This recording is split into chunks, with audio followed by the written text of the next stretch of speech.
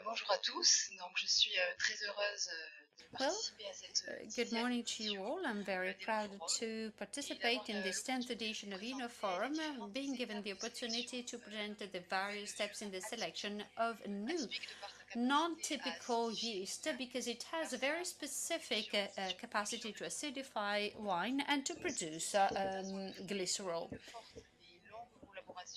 This is the outcome of a long-term cooperation with the ENRA of Montpellier. Let me remind everybody of the context of our study that is not reflected in the title. The initial intention that our research was pursuing was to develop and select a strain of yeasts that would reduce the total acidity in the wine. We were looking for a yeast using molecular non-GMO tools that would allow us to lower the ethanol content, not the acidity. We were trying to come up with a yeast that would provide that result. The research work has been extensive, 5 years already.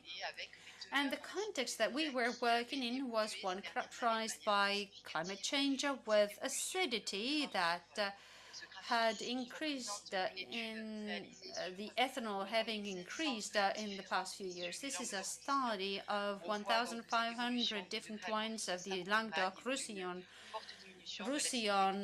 area region, with increasing alcohol and declining total acidity. This has confirmed the expectations and has risen debate in the wine sector. With the current trends, there's an increase in the risk of re-fermentation. That's very serious for any producer, and also affecting the aromatic component with unbalanced wines that would be very heavy, cumbersome from a sensory perspective, and also with an incidence on public health. In certain countries where the final ethanol exceeds 400 grams, that leads to taxation. Different solutions have been studied as an option. Some of these studies have been referred to already. Some more aggressive solutions have made it possible to reduce the final alcohol content in wine, such as reverse osmosis in post-fermentation. For us who produce a yeast, it was important to look for biological organic solutions based on yeast. The idea was to reduce the content in terms of alcohol in these wines. This is a real challenge.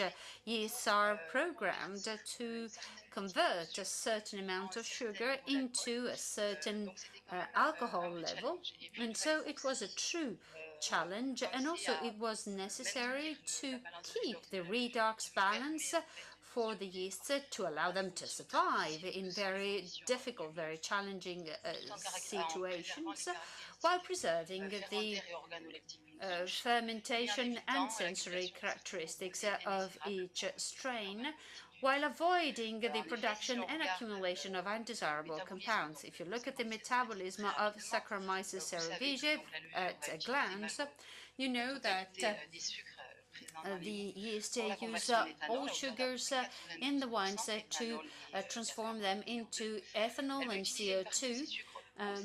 Part of the sugar is also used for cell reproduction and the production of biomass. So 92% is used for ethanol and the rest for biomass, glycerol, and also superior alcohols and esters, organic acid, and glycerol. Glycerol is also produced in a relatively large amount in the wines by the yeast.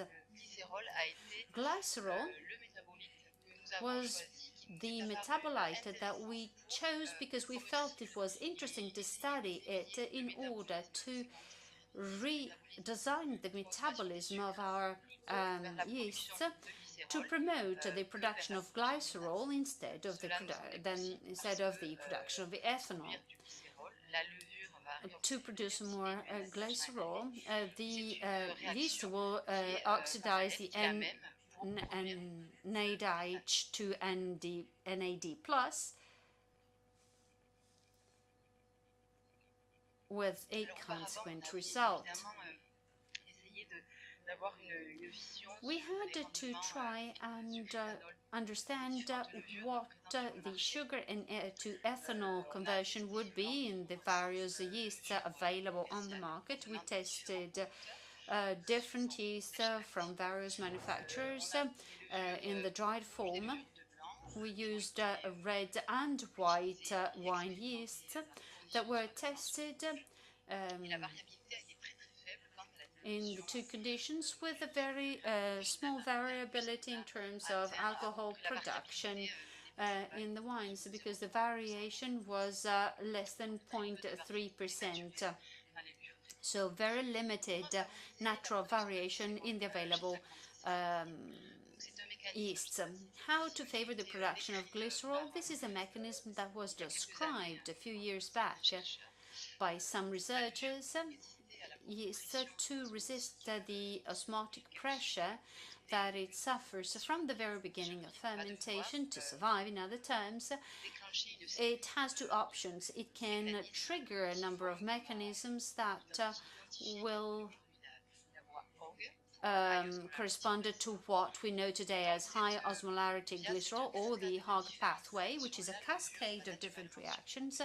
And the yeast will overproduce glycerol to avoid problems.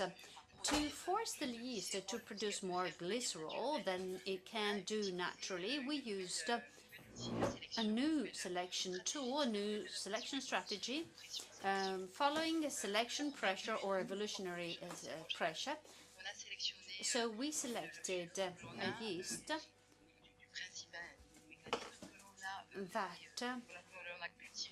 we grew, we cultivated under very high osmotic pressure. So we stressed it on a substrate that it can't easily assimilate at the beginning, or in very difficult conditions, under very difficult conditions. So we worked on it in order to promote this higher osmotic pressure. That the yeast, in order to survive these unnatural conditions or hard conditions for it, will trigger natural mutations, adapting progressively to the environment that it cannot assimilate initially and where it could not naturally survive, obtaining a diversification of the population with yeasts that have more or less adapted to these stressful conditions. At the end, after 200 or 300 generations, we selected these mutations, these new yeasts that can process glycerol differently. So we saw how it developed. We tested the strain on laboratory scale, and in enological conditions, we validated the hyperproduction of glycerol. In blue, you have the parent yeast with the production kinetics of glycerol in fermentation. In red, the adapted yeast. Let's see the final production of ethanol, which confirms that by hyperproducing it used less carbon to produce the ethanol. At ETA level, we analyzed Syrah and Merlot in 2013 at the Deschrouche laboratory, 1 hectoliter, and we confirmed in green the situation for the adapted and parent strains, which you see in blue and green. And actually, we do have a hyperproduction of glycerol for the adapted strain, which is consistent with the reduction in ethanol, which is more or less significant, and I will go back to that, but there is a thermosensitive regulation that is deployed. And I will see what is the greatest potential of this yeast. Then in 2014, we had additional tests with Syrah. One Syrah had another, a medium, let's say, potential of alcohol, while the other one had a higher potential, which made it possible for us to confirm the hyperproduction of glycerol, which can reach up to 17 per liter, which is a major increase with a parallel reduction in ethanol. To conclude, with reference to this chapter, at the end of the test, so we can taste that the reduction of ethanol on average ranges between -0.6 and -76 degrees alcohol content, alcohol percentage. Other tests were done in the laboratory on a hectoliter, different matrices, Syrah, Merlot, and Chardonnay wines. Once again, we confirmed the hyperproduction of glycerol being consistent with the parallel reduction in ethanol. We additionally observed, and which is rather surprising when compared to the phenotype of the yeast, that systematically and significantly we ascertained an increase in total acidity of the finished wine after the adapted yeast and not the parent yeast had been used, and that also was accompanied by a reduction in pH, which could be as much as 0.2. And another interesting phenotype was the reduction in volatile acidity. These are reproducible results after 3-4 years of testing. I would say that this is one of the products with the minimum quantity or the least quantity of volatile acidity in fermentation conditions. Then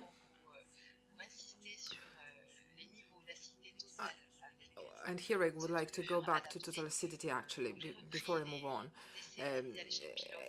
With additional pilot tests were continued, and here we focus on total acidity and the levels of volatile acidity, Syrah and Merlot. What we see there is a clear-cut acidification, a reduction in volatile acidity, which is also significant. Syrah here with different alcohol content again confirms the total acidity levels, which are systematically higher with the adapted yeast and a lower volatile acidity. Now, let's see at winery level what tests were performed. Together with our Spanish colleagues, we performed a number of tests, and here you have two examples, Tempranillo and Touriga Franca, one from Spain, one from Portugal. Here you see phenotypes which are of interest. Here we have an increase in total acidity with significant tartaric acidity. Then we have a reduction in pH. This is a bit less. Reduction in ethanol, which is reproducible. And the same goes for the production of glycerol. How can we explain this impact on the reduction of ethanol? Because initially that was our first target. Of course, I can't enter the details, but I would say that the idea was that of schematically considering the intracellular mechanism of yeast. We all know that traditionally, based on the metabolism of Saccharomyces cerevisiae, there are balances which are triggered in order to have the intracellular redox, and there is a production of alcohol, and this is related to 16.8 grams per liter of sugar. With this adapted yeast, we evidenced a special metabolism And this derives from the fact that we were able to re-channel, so to say, the flows towards the production of glycerol to the detriment of the production of ethanol. Here we have a competition in terms of oxidative reactions between NAD and NADH, which means an accumulation of NAD. The yeast reduces that to NADH and keeps the redox balance intracellularly, which is what makes the yeast survive. And this leads to succinate or to 3-butanediol, which are metabolites which have been hyperproduced by this yeast. In this study, we examined a number of organic acids in order to see whether they were capable of explaining impact on total acidity that we observed in the final wines. Several experiments were made and different temperatures were considered and compared and contrasted. The profiles of production during alcoholic fermentation of succinate and alpha-ketoglutarate. In yellow, we see the production of the parent yeast with a sharp increase in the adapted yeast, this for succinate, and that went also for alpha-ketoglutarate. Now, malic acid. We see that there is a consistent increase in malate, which has been validated by additional tests on an experimental basis. Again, this was done at Pêche Rouge. Hyperproduction on Merlot of succinic acid and malic acid. The other parameters are ethanol and glycerol, and they also have been confirmed. Another test that was performed in Australia on Syrah, Barossa Valley, entailed that we sampled in the winery for both groups, parent and adapted yeasts. And we observed glycerol, ethanol, succinate, and acid and alpha-ketoglutarate acid. We also confirm the hyperproduction of the two organic acids also in the winery. In this case, again, I summarized in one picture the three tests, the pilot test and the winery tests in France and Australia. Once again, we see an increase in malic acid in a significant way when compared to the very same fermentations with other yeasts, which have not been clearly specified. And here we see clearly consumptions which and how they developed. Let's go back to the lab. The idea was that of explaining impact on total acidity. Kind of these three organic acids explain the levels obtained with adapted yeast, and what is the effect of these acids on the reduction in pH and other parameters. And we worked on Syrah fermented must for the two strains. Here you see the different levels of pH obtained in wine and also the levels of total acidity for each acid.